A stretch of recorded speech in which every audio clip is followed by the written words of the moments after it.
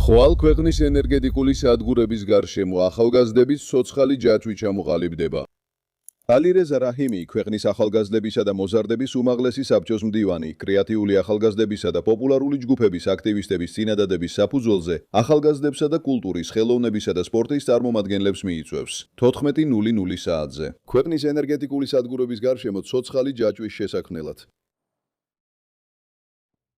ვიცვევ ყველა ახალგაზრდა სპორტსმენს, ხელოვანს, უნივერსიტეტის სტუდენტსა და ჩვენს მასწავლებლებს, რომ ხვალ სამშაბათს დღის 2 საათზე შეიკრიბონ ენერგეტიკული სადგურების გარშემო.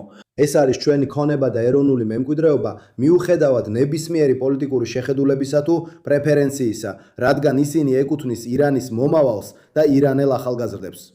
შუა აღმოსავლეთში კრიზისის კიდევ ერთი სასტიკი ნიშანი აფეთქდა. ამ სამშაბათს 2026 წლის 7 აპრილს ირანის რეჟიმმა ტონი გაამკაცრა და დაიწყო ახალგაზრდების, სტუდენტების, არტისტების, მასწავლებლებისა და სხვა სამოქალაქო პირების მოწვევა, რათა ენერგეტიკული სადგურების გარშემო ადამიანური ჯაჭვები შეექმნათ. რამდენიმე საათით ადრე, ვიდრე დონალდ ტრამპის მიერ ჰორმუზის სრუტეზე შეთანხმებისთვის დადგენილი საბოლოო ვადა ამოიწურებოდა, რაც პირდაპირ მოხდა, ეს იყო. სტრატეგიულ ინფრასტრუქტურაზე თავდასხმების მუქარის ფონზე ირანის სახელმწიფო ტელევიზიამ და მთავრობასთან დაკავშირებულმა ოფიციალურმა პირებმა დაიწყეს საკუთარი მოსახლეობის გრძნობიარე ობიექტებთან მიახლოება.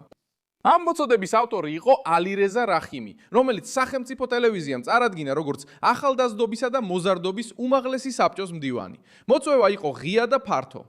Associated Press-ის ინფორმაციით, მან მოუწოდა ყველა ახალგაზრდას, სპორტსმენს, ხელოვანს, სტუდენტს, უნივერსიტეტის სტუდენტებსა და მათ მასწავლებლებს, რომ შემოერყან იმ ენერგეტიკულ სადგურებს, რომლებიც ეროვნულ მემკვიდრეობად ითვლება.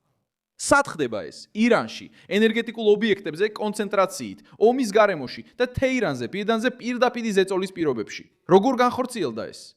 ვიდეოს სახელმწიფო მედიისა და მობილიზაციის კამპანიების საშუალებით მოძრაობაში, რომელიც ცდილობს სამოქალაქო მოსახლეობის ყოფნა ფარად აქციოს შესაძლო დაბომბვების წინაშე. და კიდევ ერთი ნაბიჯი გადაიდგა, კიდევ ერთი ნაბიჯი. განხორციელდა მობილიზაცია. სხვა დროს, როგორც Associated Press-მა გაავრცელა, რევოლუციური გვარდიის გენერალი ჰოსეინ იექტა სახელმწიფო არხზე გამოჩნდა. ის მოუწოდებდა მამებსა და დედებს, რომ ღამით თავიანთი შვილები საკონტროლო გამშვებ პუნქტების დასაკავებლად მიეყვანათ. ეს პოსტები უკვე რამდენჯერმე გახდა საჰაერო თავდასხმების სამიზნე. მთავარი სააგენტო AP-მაც კი გაავრცელა ინფორმაცია, რომ ბეისისის ძალები ასეთ ამოცანებზე 12 წლიდან ბავშვებს იღებენ. Amnesty International ამას ძალადობრივ დანაშაულად აფასებს. აი, ეს არის ისტორიის მთავარი არსი. რეჟიმი მხოლოდ პატრიოტულ მხარდაჭერას არ ითხოვს. ის აერთიანებს პროპაგანდას, ემოციურ ზეწოლას და სამოქალაქო პირების, მათ შორის არასრულწლოვნების პირდაპირ ჩართვას საფრთხის ზონებში. რატომ ხდება ეს ახლა? იმიტომ, რომ დონალდ ტრამპმა კიდევ ერთხელ დაადასტურა, რომ სამშაბათს საღამოსთვის შეთანხმების ვადა საბოლოოა. და გააფრთხილა, რომ თუ პროგრესი არ იქნება, შეერთებული შტატები შესაძლოა ფართომასშტაბიან იერიშებს მიიტანოს ინფრასტრუქტურაზე. Reuters-მა გაავრცელა ინფორმაცია, რომ ტრამპმა განაცხადა არ ხედავს ახალ გადადების მიზეზს და გაიმეორა, რომ ირანის წინადადება საკმარისი არ იყო. Associated Press-ი ამატებს, რომ გაფრთხილება მოიცავს ხიდებსა და ელექტროსადგურებს.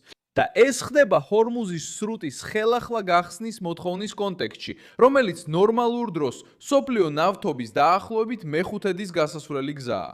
სხვა სიტყვებით რომ ვთქვათ, ზეწოლა სიმბოლური არ არის, ის ერთდროულად ეხება ენერგეტიკას, ტრანსპორტს, გლობალურ ეკონომიკას და სამხედრო რისკს. აი სწორედ აქ ხდება სიტუაცია კიდევ უფრო სერიოზული. Civilების საფრთხის ზონიდან გამოყვანის ნაცვლად, ირანის რეჟიმი არჩევს, რომ ადამიანების სხეულები განათავსოს იმ სტრუქტურებთან, რომლებიც შეიძლება სამიზნე გახდეს. ეს გვეხმარება გავიგოთ, როგორ და რატომ მიიღეს ეს გადაწყვეტილება. პრაქტიკაში მთავრობა ცდილობს შექმნას პოლიტიკური და ფსიქოლოგიური ფარი. თუ თავდასხმა მოხდება, იქნება კადრები, სადაც სამოქალაქო პირები ელექტროსადგურების გარშემო იმყოფებიან. თუ თავდასხმა არ მოხდება, რეჟიმი ამას ძალისა და ეროვნული ერთგულების დემონსტრაციად გატიბის. ამავე დროს სახელმწიფო ტელევიზიამ ასევე გაავრცელა ინფორმაცია, რომ 14 მილიონი ირანელი თითქოს მოხალისედ გამოვიდა საბრძოლველად, თუმცა დეტალები, რომლებიც ამ რიცხვს დაადასტურებდა, არ წარუდგენია. შიდა გზავნილი ნათელია. შიში უნდა გადაიქცეს მობილიზაციად, ხოლო მობილიზაცია პროპაგანდად. სიტუაცია კიდევ უფრო იზავება, რადგან ეს მოწოდება ვაკუუმში არ ჩნდება. Associated Press-მა გაავრცელა ინფორმაცია, თეირანის სხვადასხვა რაიონებში, მათ შორის საცხოვრებელ ზონებში, განხორციელებულ ახალ თავდასხმებზე, ხოლო ისრაელმა ირანის მოქალაქეებსაც გააფრთხილა, რომ სამშაბათს საღამომდე თავი შეიკავონ მატარებლით მგზავრობისგან. ეს ნიშნავს, რომ სატრანსპორტო ინფრასტრუქტურა საბოლოოდ მოხვდა სამხედრო რადარზე. ანუ, რაც უფრო მეტად ცდილობს რეჟიმი მოსახლეობის მიყვანას ელექტროსადგურებთან და საკონტროლო გამშვებ პუნქტებთან, მით უფრო აჩვენებს, რომ ურჩევნია ჩვეულებრივი ადამიანები გამოიყენოს ომის იარაღად, ვიდრე აღიაროს სისუსტე ზეწოლის წინაშე. საბოლოოდ მთავარი კითხვების პასუხი მკაცრი და მარტივია. და რატო?